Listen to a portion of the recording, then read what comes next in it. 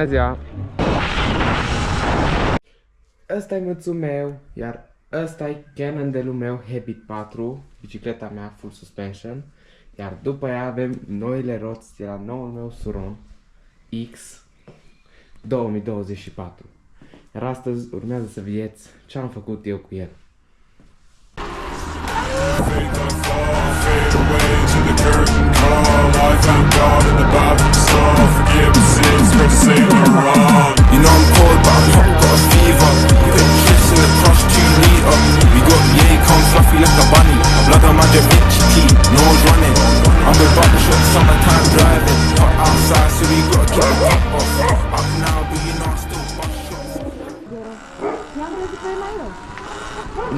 Ai șamere la liber.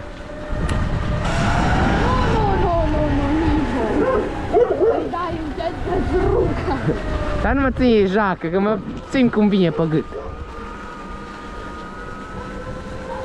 Dacă pic eu, pici și tu. Ca nu pici. Uite, acum nici măcar nu accelerez. O las să meargă. Da, e numai 40 la oră.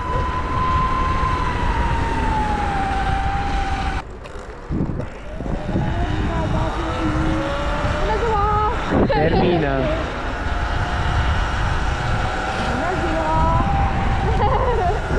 Oprește-te, copile.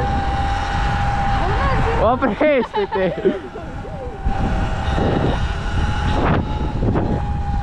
Bună ziua! Da, bă!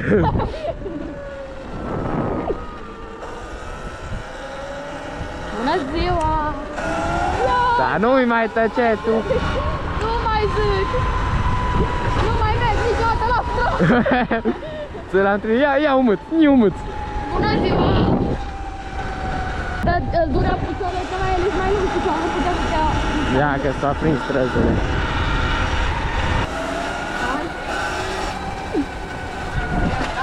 Banii sau viața sau concurența? Hai. Stare, nu se dea. Ia-i! Înghețata.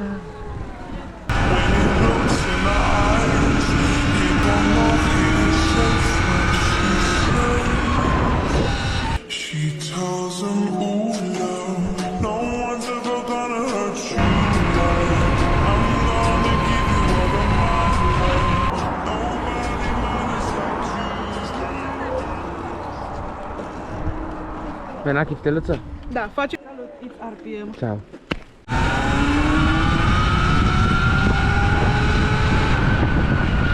Hai că pe aici cred că se încheie drumul. Aici se încheie drumul. Aici se încheie drumul.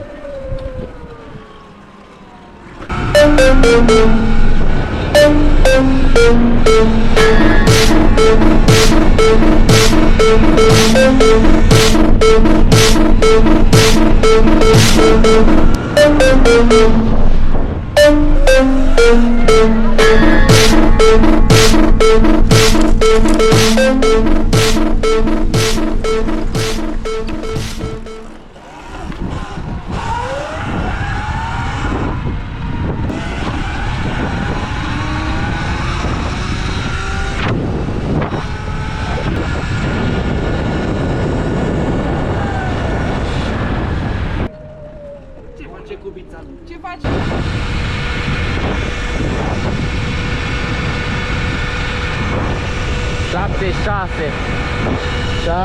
Ai 7% baterie.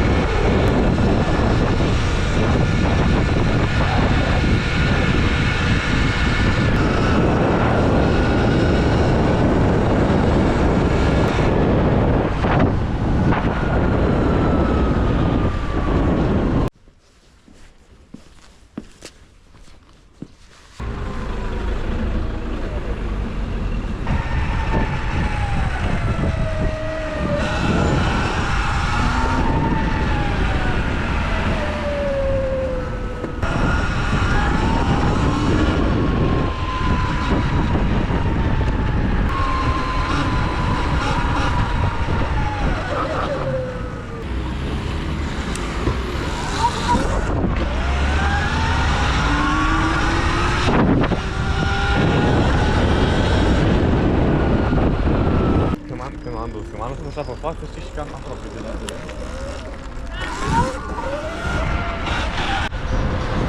O să testăm acum un top speed la Suron. Dăm pe sport și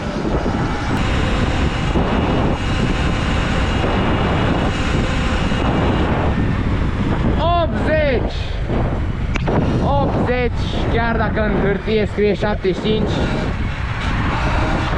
tot îi dăm noi mai mult și stig acolo în spate.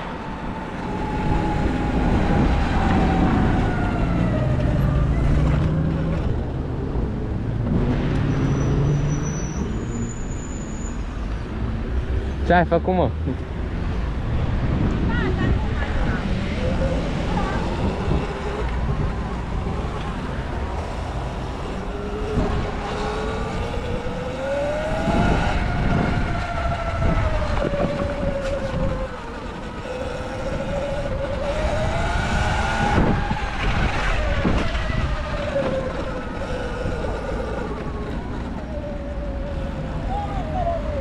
Hai! Cine a pus astea aici?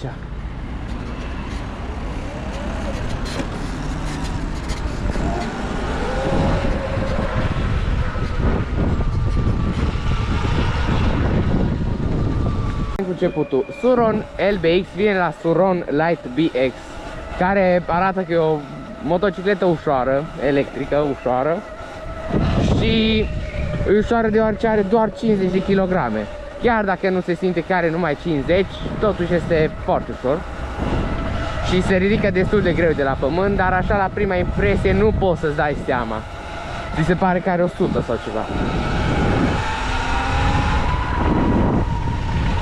Adică doar bateria are 11 kg.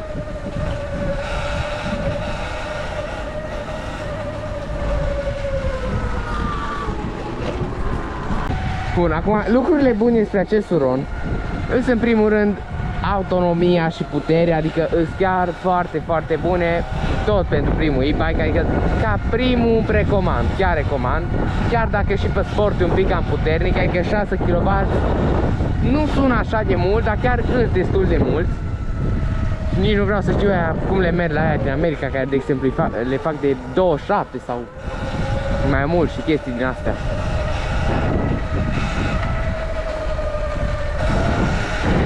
Per ansamblu e chiar super, adică chiar au meritat toți banii pe care am dat pentru el.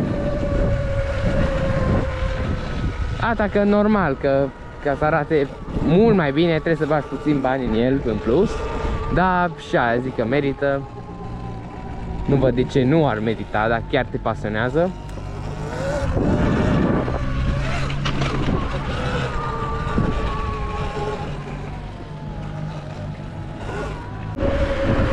Astăzi vom face un pop riding și mai târziu vom merge la concert la Fish Coran. Să vedem și el cum cântă, că și-a făcut ceva trupă.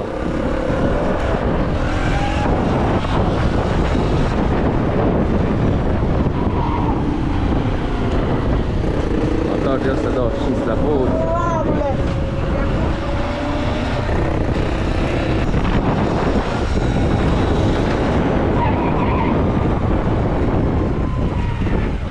Zici tu că-l vinzi. Ție Hollow Knight. Bă, mi-ar place un Hollow Knight. Nu de treaba. Ziceți în comentarii ce mai fain, Hollow Knight sau Suron LBX. Părerea mea e că Suron, adică o trotinetă nu o poți compara cu un motor. Oh, da. Nu-i place când zici. Ha? Bă! Având în vedere că un Hollow Knight costă 7 poți să gheb la un Suron și îi 7000 de lei, bă! Nu...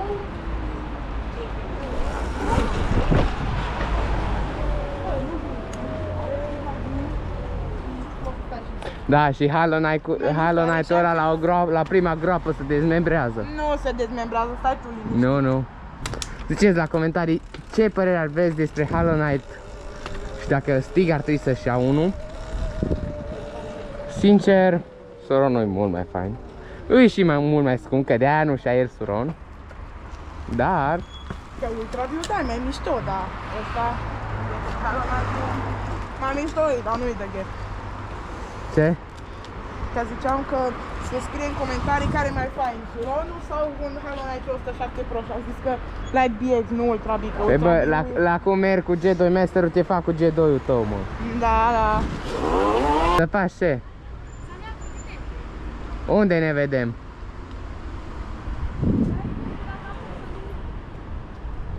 Bă, fă-ți aplicația de la zbor și rezervă-ți loc. Trebuie să te loghezi. Să dai sign-in. Nu, nici nu face cu mâna. Bă, ne vedem la Istanbul. Acum? Da, hai la Istanbul. Da, hai pe acolo. Da. Acolo și pe poliție. Hai să mergem să mâncăm și noi ceva. Că de la atât a dat cu suronul. Bine, mie nu mi-e așa foame că na, te-am mâncat pe tine.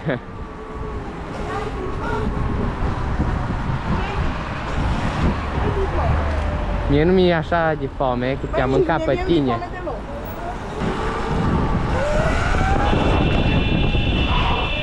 Stai, mă!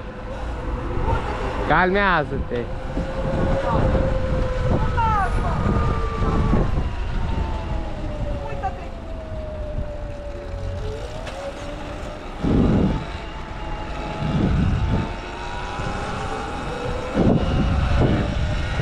Da, știi, cam nervos astăzi. Și când trebuie să recunoască că Halo Knight-ul e mai slab decât, e mult mai nașpa decât suronul meu. Suronul meu mov. Apropo, nu o să las mov, așa că să-mi ziceți voi în comentarii ce culoare ați vrea să-l fac. Eu m-am gândit sincer la un albastru închis spre mov. Dar mai mult albastru închis, adică mie mi se pare că arată mult mai bine, mult mai clean și ar sta bine. Dar vreau să văd și părerile voastre, așa că să-mi spuneți în comentarii.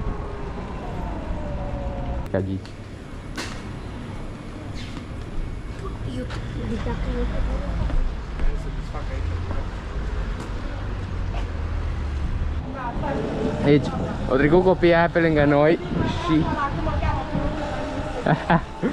și o întrebat dacă suntem youtuber și face stică da. Și după aia zic de suronul meu că costă mai mult ca viața lor, adică destul de trist. Și după aia le zice Stig, ați ghicit, adică, na, România.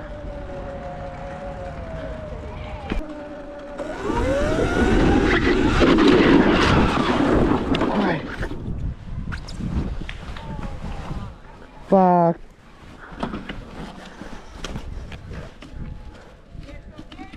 Da. Gata. Suntem aici cu Luca, cu Stig, cu Pișco și mai în spate și cu Steluță cu noi.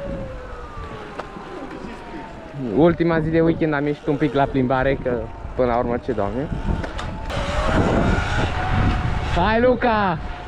Du-te, Luca!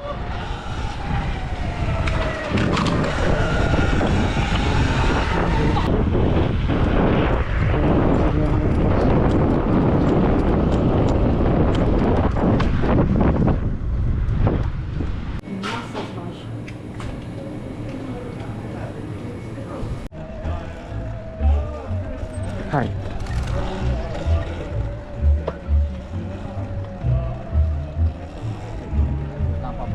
Bună ziua. O întrebare am. Care vi se pare normal să ziceți că ne luați la palme? Putea să ziceți. Putea să ziceți frumos, că ne dădeam, nu era problemă. Nu, dar stați acolo și vă dați seama că ocupați o bandă, nu? Păi ne dăm seama, dar putea să spuni sau putea să mergeți pe lângă, că n-are absolut nimeni nicio treabă. Dacă ați fost în spate acolo. Ați văzut cum ați fost? Pistă să ne ocoliți. De pe care pistă? Ok, și voi dacă v-ați fi dat ce ați fi? Ce, sunteți cu regim special? Păi nu, noi ne dădeam, dar problema e că ne-a zis așa, că ne luați la palme. Putea să ne ziceți frumos. Păi el, nu pe tine. Eu l-am auzit. Băi, trebuia să vă dați la o parte. Și acum ce, cereți socoteală sau ce? Păi nu, că ne dădeam, dar de ce ne-a spus frumos? Și cât e frumos să vă? Păi, dacă ne putem da la o parte, nu că ne luați la palme. Păi ok, mă, să vă dați la o parte, cum am zis că trebuie? A zis că ne luați la palme. Mă, pe el, nu pe tine. Păi, pe el, totuși, pe el. Ok, Ok, și acum ce trebuie să Păi, faceți? să vă cere scuze, putea să ziceți frumos. Scuze, sunteți ok? Suntem ok, hai. Dar și voi de altă dată, gândiți-vă că nu sunteți numai voi aici. Păi nu suntem numai noi, dar putea să ne ziceți frumos. Și voi când vă dați pe aici, vi se pare ok să vă dați așa tare? Hai că nu ne dăm tare dacă e multă lume, nu suntem nebuni. Dar vi se pare normal să vă dați pe aici așa cum vă dați voi cu viteză? Că bănuiesc că nu vă dați cu 2 km. Nu, ne dăm cu 4. Ai văzut?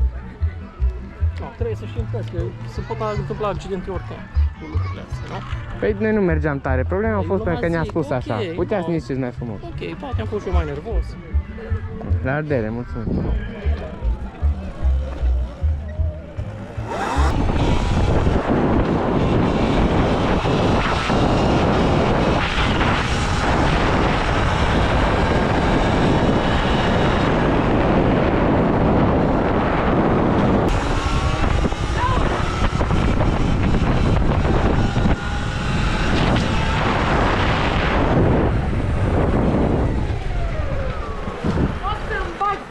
Ce frâne bune am, bă!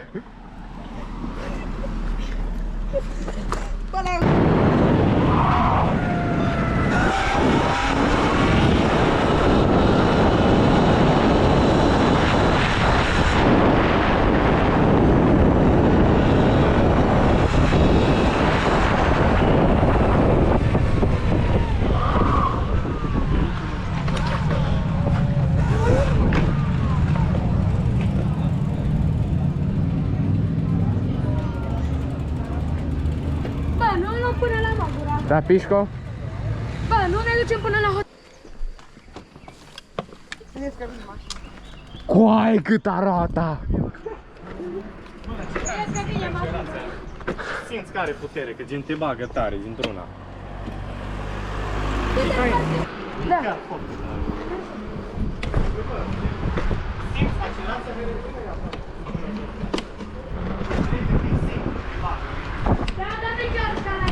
Bă, dar voi sunteți nesânțăți, mă, eu fac aici Willy să vă arăt la voi și voi nici măcar nu vă uitați, mă. Dar ce, trebuia să ne uităm? E, acum nu mai ies. Hai că e la mașină. Bine, Dănuț.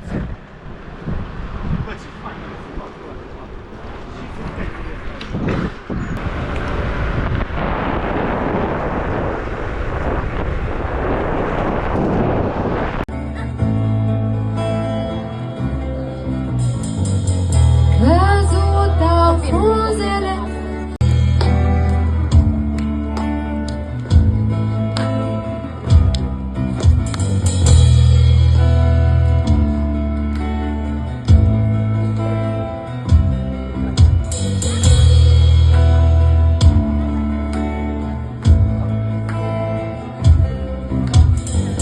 Stau singur și mă întreb de ce-am plecat de acasă. Să fie peste mult pe lacrimi ce ne apasă.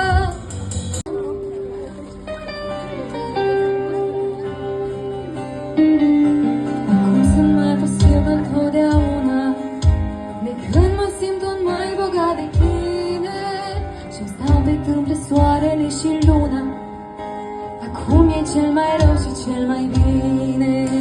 Și-mi uite, n-are cine să ne ajute. Și acesta a fost vlogul cu Suronul LBX 2024, acesta este.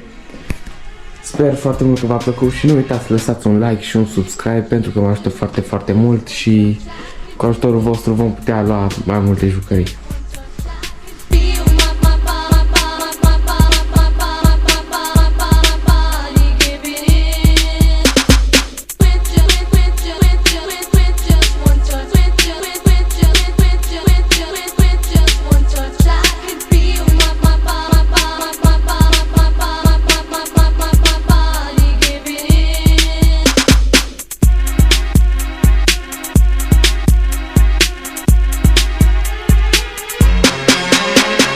No, no, no, no, no, no, no, just like the wind.